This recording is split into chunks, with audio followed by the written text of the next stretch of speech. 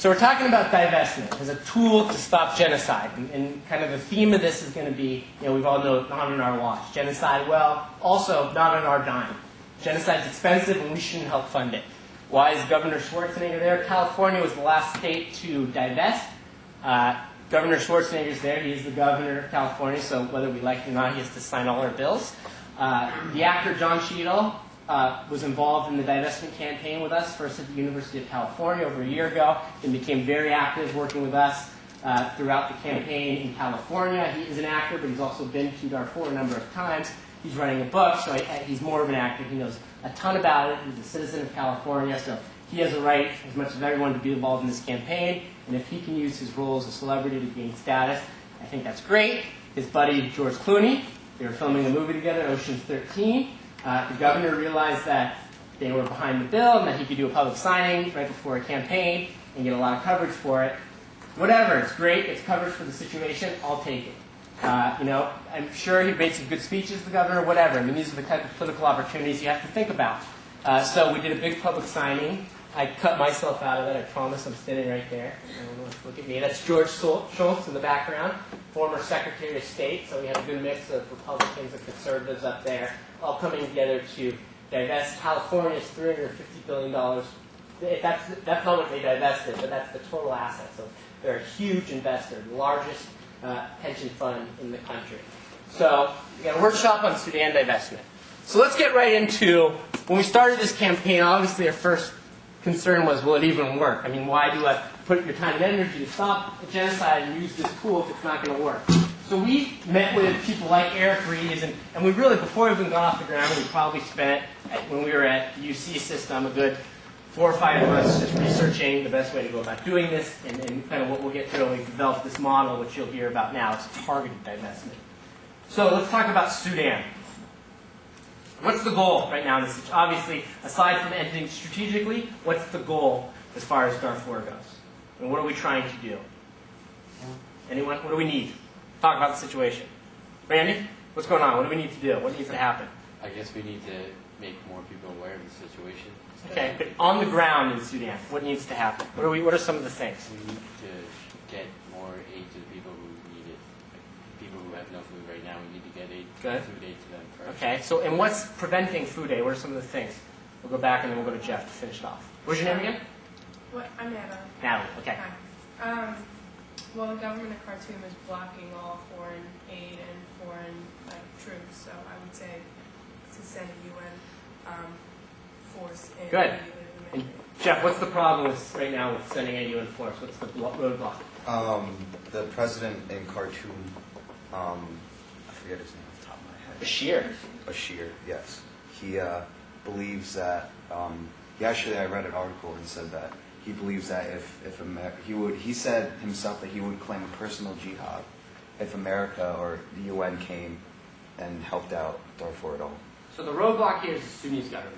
The UN peacekeeping force has been approved by the UN, but Sudan refused to accept them. So you can't have problematic if you send in peacekeepers without the permission of government, it becomes peacemakers, and that's not what we're discussing. I'm sure we'll discuss that in maybe the advocacy workshop. But our goal here is to put pressure on the government of Sudan to allow UN peacekeepers to buy into peace and security, to buy into the peace agreement. And how do we do that? We need leverage. The problem is we don't have any leverage. They can do that, and they can get away with it because we don't have enough pressure to hold over their head. So we look in the history of this government, Professor Rees, the National Islamic Front, or now the National Congress Party. When have they changed their behavior? When have we tried to change their behavior? When has it been effective? So can anyone give a little quick background on the history of Bin Laden or Al-Qaeda in Sudan? Does anyone know about that? Jesse.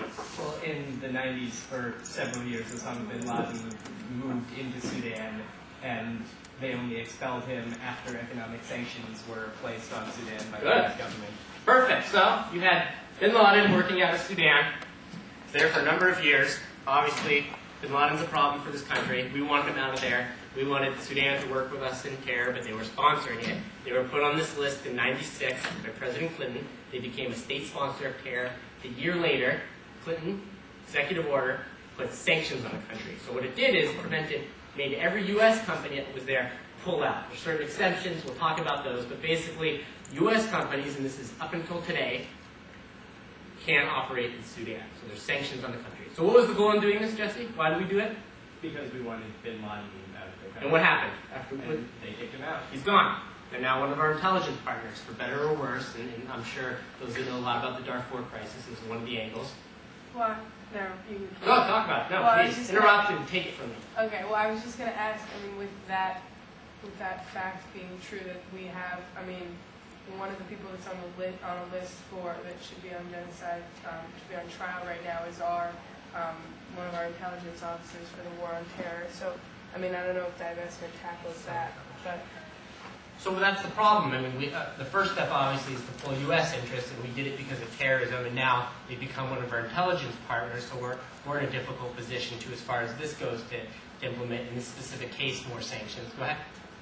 Well, I Cut me know off. that because the U.S. has an agreement with Sudan in addition for getting information about maybe Osama bin Laden's whereabouts.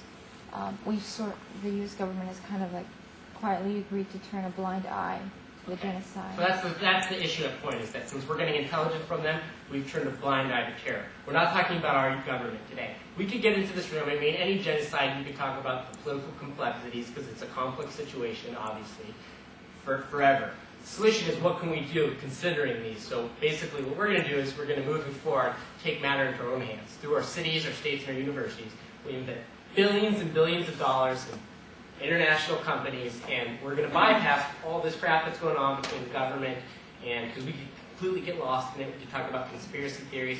I know I read them, I'm the best at it. I would love to do that, but we're not doing that. We're going to talk about action. So, first step, you see one time, try to change their behavior, economic pressure.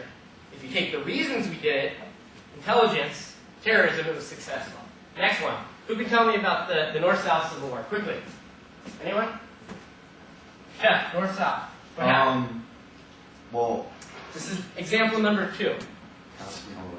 Don't talk about that. Tell us quickly about what the North-South War was. Well, what I know about it is that the government in Khartoum sent out the Janjaweed to go and basically kind of cleanse the South kind of because they are Muslim or Islamic, and that was their ground, but also just to kind of take control of the whole country. The South, there was an organization called the SPLA that went to the government in Khartoum at the time and wanted to institute some reforms in the government that included making it not a Muslim state. And the government didn't want that, and so there was U.S. support for the government in Khartoum, and there was a war that then began between North-South on that issue. So